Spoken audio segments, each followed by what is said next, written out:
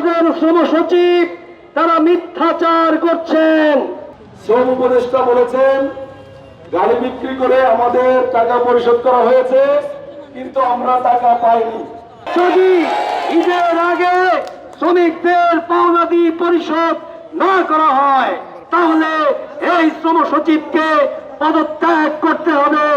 December, জানুয়ারি, ফেব্রুয়ারির বকেয়া মজুরি, ঈদ বোনাস, ছুটির টাকা, খোরাকির টাকা পাবেন এবং এই বকেয়া মজুরি সহ সকল পাওনাদি পরিশোধ ঈদ বোনাসের দাবিতে আমাদের এই টিএনজেড গ্রুপের শ্রমিক কর্মচারীরা আন্দোলন করছেন।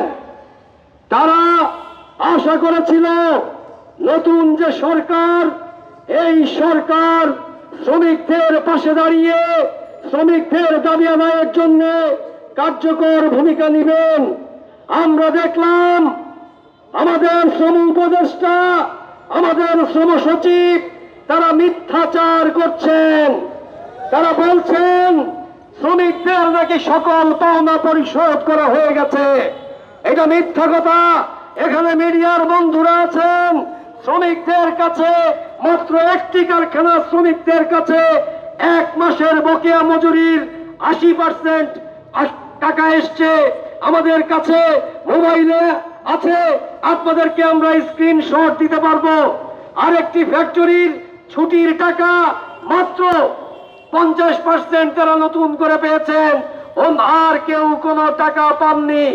আমরা শ্রম উপদেষ্টার এই মিথ্যাচারের তীব্র নিন্দা এবং প্রতিবাদ জানাই এবং আজকে ঈদকে সামনে রেখে আমাদের যে শ্রমিকরা এখানে পড়ে আছেন সেই শ্রমিকদেরকে রেখে যে শ্রম সচিব আজকে আরামে ঈদ করছেন, ঈদ করার প্রস্তুতি নিচ্ছেন, সেই শ্রম সচিবের পদত্যাগ চাই আমরা। যদি ঈদের আগে শ্রমিকদের পাওনাদি পরিশোধ না করা হয় তাহলে এই শ্রম সচিবকে পদত্যাগ করতে হবে। জানার দরকারও নাই, আমাদের বক্তব্য স্পষ্ট ক্লিয়ার। শ্রম উপদেষ্টা বলেছেন গাড়ি বিক্রি করে আমাদের টাকা পরিশোধ করা হয়েছে, কিন্তু আমরা টাকা পাইনি। এর জন্য শ্রম উপদেষ্টা আমাদের কাছে জবাব দিবেন যে কি কারণে বা কোথায় সমস্যার কারণে আমরা টাকাটা পেলাম না।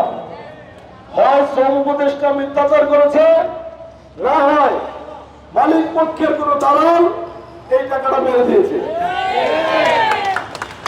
আমাদের বক্তব্য ক্লিয়ার।